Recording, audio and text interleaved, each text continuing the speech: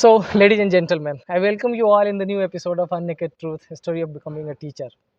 जब मैंने ये शुरुआत किया था, my motive was to take a small step to dive into the struggle of a teacher, to know about the process जिसके थ्रू टीचर्स बन के आते हैं। और इसमें आप जो व्यूअर्स हैं उनका साथ बहुत ज़रूरी है। कई बार आपके पॉजिटिव वर्ड्स मिलते हैं, अप्रेजल मिलते हैं, साथ में कई बार क्रिटिसिज्म भी मिलता है और मैं उसको अपने प्रोग्रेस का एक टूल समझ के कंसीडर करता हूँ। तो आपको जब कभी ऐसा लगे कि कुछ गलत हो रहा है, खुल के हमें या हमारे जो गेस्ट होते हैं वहाँ तक पास ऑन करें, हम बिल्कुल उस पे काम करेंगे। Now, gradually this show is making a way towards the hugely successful people of their respective areas. और उस ह्यूजली सक्सेसफुल जो वर्ड मैंने यूज़ किया है उसको अगर हिंदी में बोलूँ तो एक वर्ड कहते हैं कि चरितार्थ करना। अगर उसको ओरिजिनली चरितार्थ करें तो हमारे जो आज के दो स्पेशल गेस्ट हैं, दीपक बिस्सा सर जो कि बेसिकली सीए फाउंडेशन के लिए पढ़ाते हैं। ख़ास इन्फॉर्मेशन वो खुद का देंगे और हमारे बड़े भाई अय्यर सर जो कि बिज़नेस से रिलेटेड बीएसटी पढ़ाते हैं। तो आगे बढ़ने से पहले मैं सबसे पहले चाहता हूँ कि दीपक सर अपना इंट्रोडक्शन खुद की ज़बानी दें। मैं जब मैंने ये जर्नी शुरू की थी, मतलब बेसिकली मैं अपना एजुकेशन क्वालिफ़िकेशन अगर बताऊं तो मैंने सबसे पहले बहुत अच्छा स्टूडेंट बनने की कोशिश की और उसी में फिर मैंने अपना ग्रेजुएशन किया, पोस्ट ग्रेजुएशन किया और मुझे बहुत अच्छा गाइडेंस मिला। इसलिए मैंने जो प्रोफेशनल एग्ज़ाम होती है ICSI की, तो मैं क्वालिफाइड कंपनी सेक्रेटरी भी हूँ। और उसके बाद फिर मैंने टीचिंग को पहले से ही शुरू कर दिया था। तो मैं लगभग 8 से 10 सालों से कॉमर्स टीचिंग में इन्वॉल्व हूँ और इस पूरे टाइम में हमने कई सारी कोचिंग्स, कई सारे इंस्टीट्यूशन और कई सारे ऑर्गेनाइजेशंस के साथ काम किया है। और एज ए कॉमर्स टीचर हम लोग पढ़ाते भी हैं और थोड़ा सा पढ़ाते हुए बच्चों को बिज़नेस के बारे में, कमर्शियल एरियाज़ के बारे में भी समझाते हैं। तो ये पूरी मेरी जर्नी है और इसमें मुझे एजुकेशन का बहुत सपोर्ट मिला, क्योंकि जो कहते हैं ना कि जब आप एक मध्यम परिवार से होते हैं तो आपकी सबसे बड़ी जो ताकत होती है वो एजुकेशन होती है।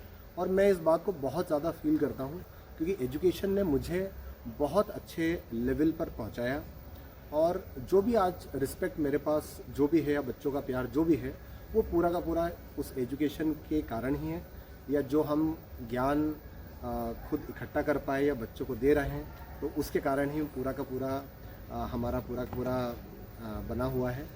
तो इसीलिए मैं अपने काम को एंजॉय करता हूँ और as a qualified company secretary भी मैं काम करता हूँ और एज अ कॉमर्स टीचर भी मैं काम करता हूँ। पहले तो मैं अय्यर सर से सॉरी बोलना चाहता हूँ। क्यों? क्योंकि कहते हैं ना कि जो बड़े भाई होते हैं उनका नंबर पहले आता है, लेकिन नहीं मैंने नहीं इस बार अरे उनका अच्छा सुन लिया, क्या बोलना है प्लानिंग हो जाएगी। फायदा है। तो अय्यर सर से सुनना चाहते हैं अय्यर सर का इंट्रोडक्शन। देखिए, मेरा नाम सुब्रमण्यम अय्यर है जी। और मैं नेपा नगर से बिलोंग करता हूँ। ओके। एजुकेशन की बात की जाए तो मैंने MCOM किया है, देन मैंने MCA किया क्योंकि मेरा कंप्यूटर में बहुत इंटरेस्ट था और आज भी है। And then after joining school लगा कि B.Ed कर लेना चाहिए तो B.Ed किया। पढ़ाने की बात अगर की जाए कि भाई टीचिंग में क्यों आए या कैसे बन गए टीचर, तो मैं खानदानी टीचर हूँ। ओके। हाँ, मेरे फादर, मदर, सिस्टर, इवन तो मेरी फैमिली जो है, मोस्टली मामा, सब टीचरों का खानदान है। तो हमारे प्रोग्राम जो होता है ऐसा लगता है कि टीचरों का कोई जलसा हो रहा है जी। तो टीचिंग में बाय चॉइस ही हूँ टीचिंग में। और जर्नी जो है कि वही कॉमन आदमी की जो जैसी जर्नी होती है मिडिल मैन की, कि काफ़ी संघर्ष होते हैं, मल्टीपल जॉब आप करते हैं और बढ़िया चल रहा है। अय्यर सर, एक मिसकंसेप्शन बोले ये है कि एक तो आपका नाम जो शुरू होता है वो भी सुब्रमण्यम से, ये भी साउथ का नेम है। जी। अय्यर ये भी टाइटल साउथ का है, लेकिन आप नेपा नगर से, मध्य प्रदेश से। मेरे फादर की गवर्नमेंट जॉब थी, अच्छा। तो उनका ट्रांसफ़र हो गया था नेपा नगर में। जी। देन हम वहीं सेटल हो गए शुरू से। मेरे नाना जी भी रेलवे में थे, उनकी भी ट्रांसफ़र हुई थी, ओके। तो अय्यर मिल गए वहाँ। और फिर हम शुरू से, मतलब मेरा जो बोलने का टोन है, एक्सेंट है, उससे भी कहीं लगेगा नहीं कि I M south Indian, but अब है, टाइटल है अपने पास। मतलब सिर्फ वो टाइटल है, ओके। बाकी हूँ मैं पूरा मध्य प्रदेश। चलिए, बहुत सारी बातें हैं आप दोनों से करने को, जी। लेकिन मैं सबसे पहले प्रोफेशनल बात ही कर लेता हूँ, तब अपन पर्सनल बातें करेंगे। प्रोफेशनल में मेरे को ये जानना है कि आप दोनों चूँकि ऑलमोस्ट सेम सब्जेक्ट है लगभग, जी, कॉमर्स बिल्कुल, फील्ड में बिल्कुल। पढ़ाते हैं अपन, तो क्या सिमिलरिटी है? जैसे आप बेसिकली अकाउंट्स पढ़ाते हैं और सर बीएसटी पढ़ाते हैं, कई सारे कोई मिसकंसेप्शन रहता है, नॉर्मली लोग कहते हैं कि अकाउंट्स के टीचर हैं। क्या सिमिलरिटी सब्जेक्ट में, क्या डिफरेंस है सब्जेक्ट? तो बेसिकली अगर देखा जाए तो जैसे कि कॉमर्स में आपको 3 सब्जेक्ट मेन स्ट्रीम में आते हैं, जी। अकाउंटेंसी, इकोनॉमिक्स और बिजनेस स्टडी। तो अगर कोई स्टूडेंट भी अगर ये मानता है कि ये तीनों अलग हैं, तो वो कभी भी एक कंप्लीट एजुकेशन नहीं ले पाएगा, राइट।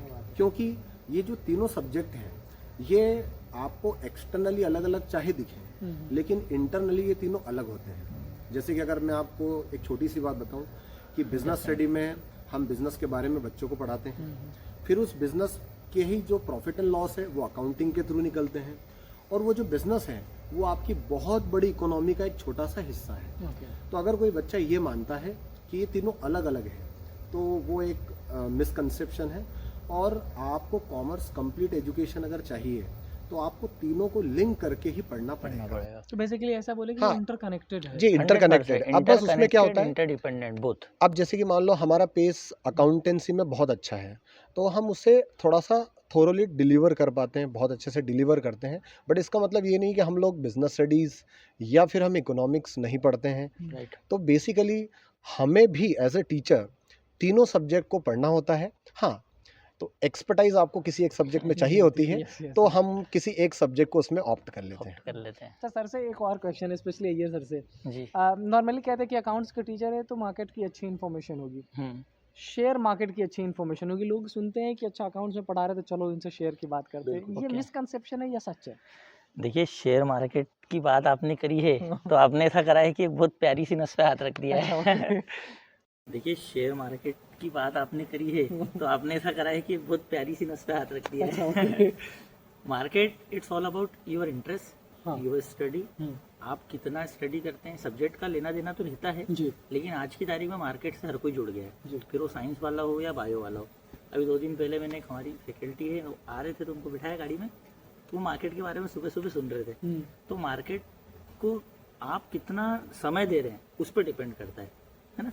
और रही बात अकाउंट का तो बहुत बड़ा रोल है। देखिए क्या होता है, जब आप इन्वेस्टमेंट करते हैं, so before investing you have to analyse about company, है ना, financial statement, each and everything. So without proper knowledge of accounting, proper knowledge of that particular company, आप उसको कर नहीं सकते। और जो इन्फ्लुएंसर होते हैं या जो सजेशन देने वाले होते हैं वो भी सुन के बोलते हैं, लेकिन जो एक अकाउंट वाला होता है ना, वो जमाने भर के रेशो निकालेगा, जमाने भर के एनालिसिस कर लेगा, जो एक आम आदमी नहीं कर सकता। सही बात। लेकिन हम कैसा, हमको मालूम है कि भाई आपको कौन कौन से रेशो निकालने, स्टेटमेंट को किस हद तक के पढ़ना है ना, फ्यूचर पॉलिसीज को कैसे आप रीड करोगे, प्रोस्पेक्टस हो गया, मल्टीपल थिंग्स आर देयर। तो वो कॉमर्स वाला ही कर पाएगा, बाकी लोग सिर्फ डिपेंडेंट रहेंगे, लेकिन प्रॉपर स्टडी कॉमर्स वाला ही करेगा जिसको अकाउंटेंसी का नॉलेज है। पर ये कहना गलत नहीं है कि अगर कॉमर्स पढ़ा है तो शेयर मार्केट की इन्फॉर्मेशन अच्छी हो। Definitely, बिल्कुल, बिल्कुल, क्योंकि बिल्कुल। वो कनेक्टेड सब्जेक्ट है, जी। तो ऑब्वियसली उसकी इन्फॉर्मेशन ज़्यादा होगी। ज़्यादा हो रही है। चलिए ठीक है सर।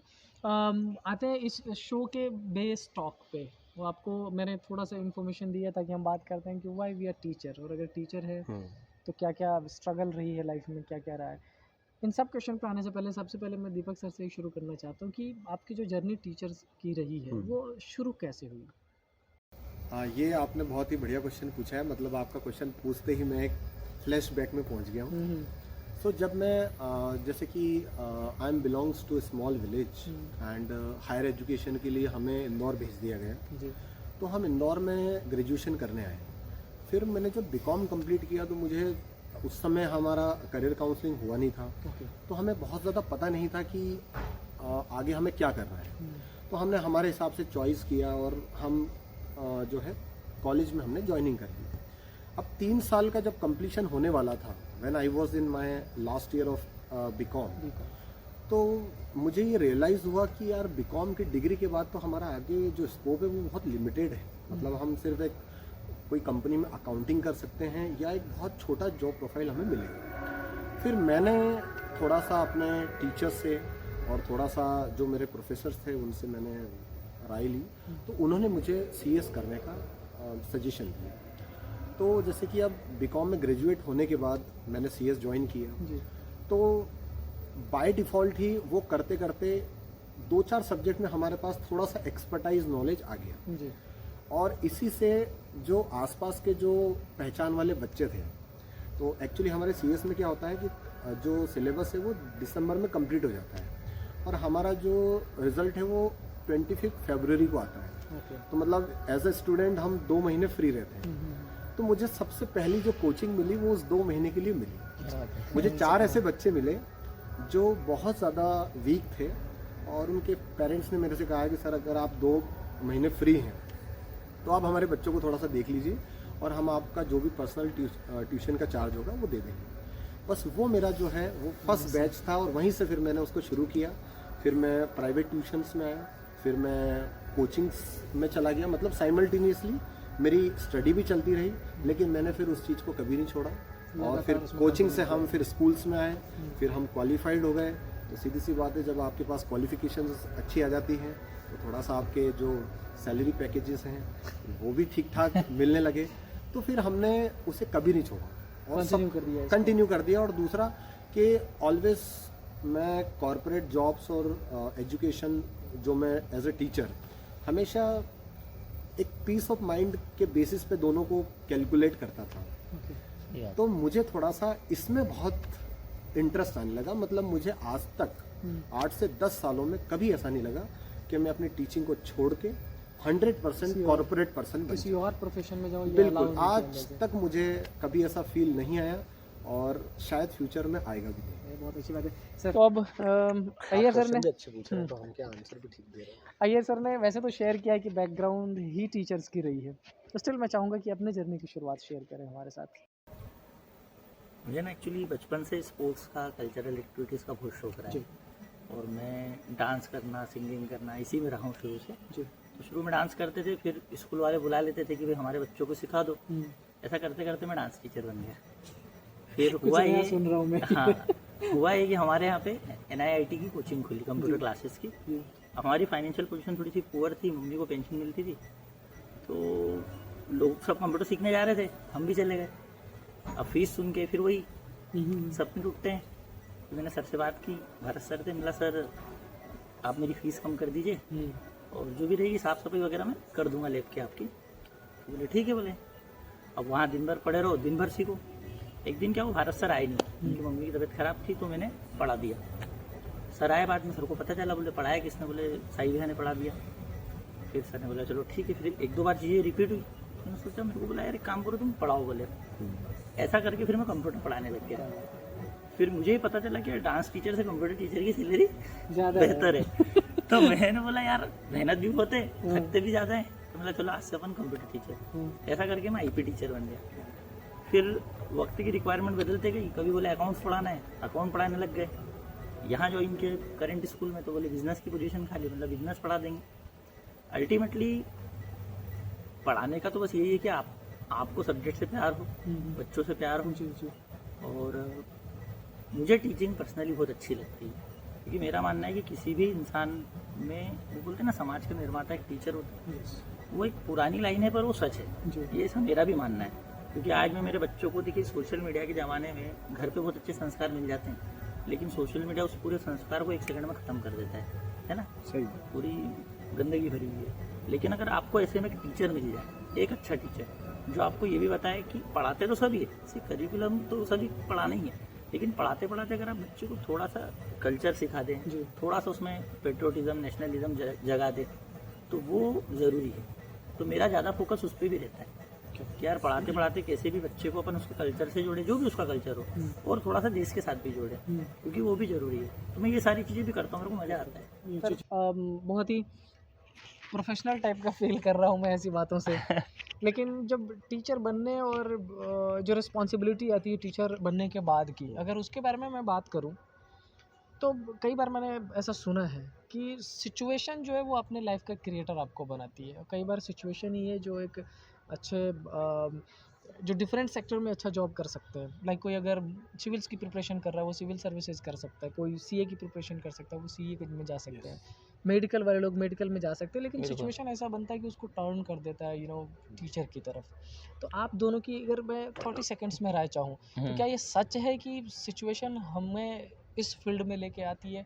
और लोगों का भी ऐसा मानना है कि जब अपन प्राइमरी अपने एम में सक्सेसफुल नहीं रहते तो सेकेंडरी देखिए, मैं after completing my masters in computer, मेरा अपॉइंटमेंट हुआ था एमपी ऑनलाइन लिमिटेड में। मैं सॉफ्टवेयर डेवलपर था।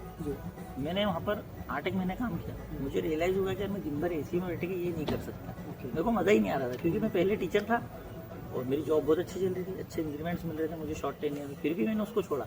मतलब नहीं यार, मैं बनूंगा तो मैं टीचर ही बनूंगा। तो सबके अपने अपने अलग अलग एक्सपीरियंस होते हैं लाइफ में, तो मेरा तो नहीं रहा ऐसा, और मैंने ऐसा ज़्यादा देखा भी नहीं है। वो बोलने वाली बात है कि तुमको कुछ नहीं मिला तो तुम टीचर बन गए।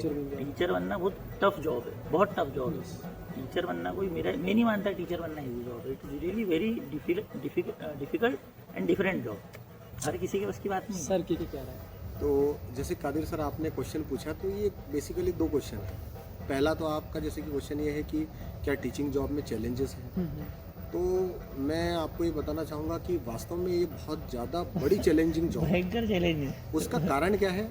क्योंकि आपकी परफॉर्मेंस बच्चों की परफॉर्मेंस पे डिलीवर करती है, मतलब डिपेंड करती है। इट मीन्स बच्चा अगर अच्छा परफॉर्म कर रहा है then you are a good teacher. तो सबसे बड़ी बात जो होती है, दूसरों से परफॉर्मेंस को निकलवाना, ये बहुत चैलेंजिंग वर्क है अपने आप में। तो इस पैमाने पर जो है आपकी टीचिंग जॉब बहुत चैलेंजिंग है। दूसरा क्वेश्चन आपने पूछा कि क्या हम बाय डिफ़ॉल्ट टीचर बन जाते हैं या बाय डिफ़ॉल्ट कंडीशंस आपको बना देती है। तो इसमें मेरा मानना ये है कि अगर कोई भी व्यक्ति परिस्थितिवश अगर मान लो किसी दूसरे मैं टीचिंग की बात नहीं कर रहा हूँ, किसी दूसरे काम में चला भी गया, मान लो वो टीचर बन गया या वो कोई सैलरीड पर्सन बन गया या कुछ भी बन गया, लेकिन अगर वो दोनों चीज़ें मैच नहीं कर रही है तो वो बहुत ज़्यादा दिन तक वहाँ पर सर्वाइव नहीं कर पाएगा। जैसे कि अभी अय्यर सर ने कहा कि उन्होंने आईटी जॉब को 8 महीने में छोड़ दिया। तो उसका कारण ये है कि आप अगर किसी से मैच नहीं कर पा रहे हैं किसी चीज़ से, तो आप उसको बहुत जल्दी छोड़ दें। तो मेरा मानना तो ये है कि बाय डिफ़ॉल्ट व्यक्ति आ तो सकता है, लेकिन बहुत देर तक फिर वहाँ पर रुक नहीं सकता। और टीचर वो अय्यर सर वैसे भी परफॉर्मर रहे, डांसर रहे जी। वहाँ मज़ा ही नहीं आता इनको बैठ के काम करने में। तो खैर, जैसे कि अय्यर सर तो बहुत ज़्यादा एग्जाम्पल्स के बाद अपने पास उनको देखेंगे तो हमें पता चल जाएगा कि उन्होंने 3-4 जगह स्विच किया है। 1-2 जगह मैं खुद को भी मानता हूँ कि मैं स्विच होके और किस पे आ गया हूँ, अब अल्टीमेटली टीचिंग पे आ गया। ये है कि एज अ प्रोफेशनल हम लोग टीचिंग के साथ भी बहुत सारी चीज़ें करते हैं, क्योंकि हम मार्केट से जुड़े रहते हैं, हम लोग कंपनी से जुड़े रहते हैं। थोड़ा सा हमें प्रोफेशनली भी हमारे पास जो नॉलेज है हम उसका यूज़ करते हैं, तो वो बात सब अलग है। लेकिन जो हमारा प्राइमा फेसिया जो एक शब्द है कि आप क्या हैं, तो आप एक शिक्षक हैं। हम टीचर ही हैं। सर, मैं शिक्षक है। हम टीचर ही हैं। सर मैं एक खास मतलब वो टॉपिक की तरफ आपको लेके चलना चाहता हूँ। नॉर्मली जब अपन टीचर का नाम लेते हैं तो ऐसा कहा जाता है कि वो आदमी जो अपना ज्ञान बांटना चाहता हो, है ना, वही जो शेयर करना चाहता हो बच्चों के साथ। जब आप मार्केट में पूछेंगे पता चलता है, जैसे एक सर का अभी मैं इंटरव्यू ले रहा था, उन्होंने वो एग्जांपल दिया था कि अगर बात करोगे कोई गवर्नमेंट ऑफिसर से, थोड़ी सी प्रेस्टीज ऊपर रहती है, टीचर है थोड़ा डाउन होता है, गवर्नमेंट टीचर है चलेगा, जैसे बात करते हैं प्राइवेट टीचर है नीचे आ जाता है। इसके पीछे टीचर्स का अपना बड़ा रोल है।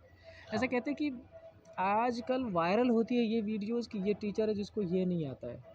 मतलब जब आप बन जाते हो सो कॉल टीचर, तो आप ज्ञान खुद में अर्जित करना कम कर देते हो, नॉलेज लेना छोड़ देते हो, और जैसे आप नॉलेज लेना छोड़ते हो तो देने में कमी तो आनी ही आनी है। 100%। क्या राय है अय्यर सर की? देखिए, डिपेंड करता है आप कैसे बच्चों से डील कर रहे हो, ये भी बहुत मायने वाली बात है। अब जैसे हम जो डील करते हैं 11-12 के बच्चे होते हैं, और उस एज क्राइटेरिया के बच्चों को, अलग अलग टाइप के बच्चे होते हैं जिनको डील करना है। उस बच्चे को अगर आपको कवर करना है तो आप उसको नॉलेज से ही कर पाओगे। अब जैसे मैं आज क्लास में गया तो मैंने पहले उनसे माइक टाइसन की फाइट पूरी बात करी, भाई कितने पैसे हुए, कैसा हारा, क्या जीता। जब तक आप नॉलेज नहीं सर्व करोगे तब तक आप बच्चे को जीत ही नहीं सकते, क्योंकि उस बच्चे को आप मार नहीं सकते, डरा नहीं सकते। आज की तारीख में बच्चों को कवर करना है तो पहले आपको उसके लेवल पे जाना पड़ेगा और उसको वो सर्व करना पड़ेगा जो वो चाहता है, then they will listen to you. तो कंटिन्यूसली टीचर को अपना नॉलेज अपग्रेड करना ही है। हम भी बैठे रहते हैं, मैं भी बच्चों से पूछता हूँ कि बेटा आजकल कपड़ों की बात करें, कोई भी बात, तो बच्चे मुझे बताते हैं कि सर ठंडी आ रही है, आप तो स्वेट शर्ट लेना, आप जैकेट ऐसा मत लेना। आपको बच्चों से थोड़ा कनेक्ट होना पड़ेगा। हाँ, जब तक आप जुड़ोगे नहीं, और नॉलेज आपको उनसे पूछने में भी कोई बुराई नहीं है, आपको नहीं पता आप उनसे पूछ लीजिए, एक एक्सटर्नल चीज़ है, उससे उनको थोड़ा लगता है कि नहीं हमारा भी इन्वॉल्वमेंट है। 2 फेस का गेम होता है। देन आपको जो होता है ना, तब वो सुनेगा। एक तरफ से आप उसको बोलते जाओगे वो नहीं सुनेगा, थोड़ा सा उसका इन्वॉल्वमेंट होगा तभी उसको मजा आएगा। सर मेरी तो ये राय है कि जैसे कि हम कोई काम कर रहे हैं तो हम उसको दो तरीके से कर सकते हैं। जी। या तो हम उसे सिर्फ एक जॉब माने, या फिर हम थोड़ा सा उसमें इंटरेस्ट लेके उसको जिए।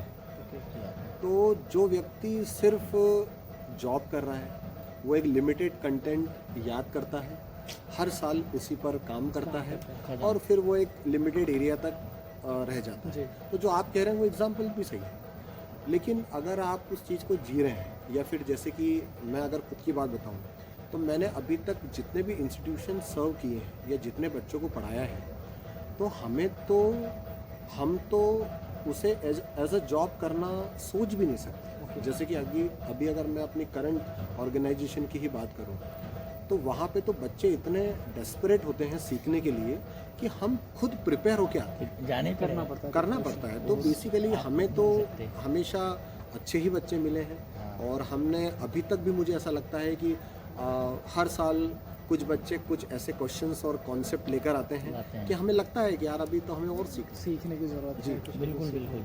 तो वो दोनों तरीके से हो सकता तो है। समहाउ आप दोनों की राय को अगर मैं कंक्लूड करूँ तो ऐसा है कि अंटिल अनलेस आप पढ़ते नहीं रहोगे, आप बच्चे हाँ। को वो पकड़ नहीं बना नहीं बना वो पाओगे आपका ओरिएंटेशन क्या है। आपका अगर हाँ। जॉब ओरिएंटेशन है तो आपका काम एक लिमिटेड स्टफ से चल जाएगा, जी। लेकिन अगर आप उसे जीना चाहते हैं, उसको उसमें बढ़ना चाहते हैं, सेटिस्फाइड होना चाहते हैं, तो फिर आपको कंटिन्यूस सीखना पड़ेगा। अब मैं सर, चूँकि आप दोनों ही कॉमर्स डिपार्टमेंट से हैं, जी। मैं एक ऐसे क्वेश्चन पे लेके चलना चाह रहा हूँ आप दोनों को, जो थोड़ा-सा मतलब सुनने समझने में बहुत अच्छा नहीं लगता है, लेकिन फिर भी मैं चाहता हूँ कि इसको पूछें आपसे। बिल्कुल। ऐसा कहा जाता है 10th क्लास के बाद कि बच्चे अगर अपने 10th क्लास के परफॉर्मेंस में बहुत अच्छे नहीं रहे, कमज़ोर है बच्चे, जी। तो बच्चा कॉमर्स में जाएगा। बच्चे का मैथ्स बहुत अच्छा नहीं है, बच्चा अकाउंट्स में जाएगा। कोई एम फिक्स्ड नहीं है डॉक्टर और इंजीनियर बनने का, बच्चा कॉमर्स में जाएगा। तो एक ये जो मिसकंसेप्शन है लोगों की, जी। इस मिसकंसेप्शन के बारे में आपकी क्या राय है? पहले मैं चाहता हूँ दीपक सर से इस पे।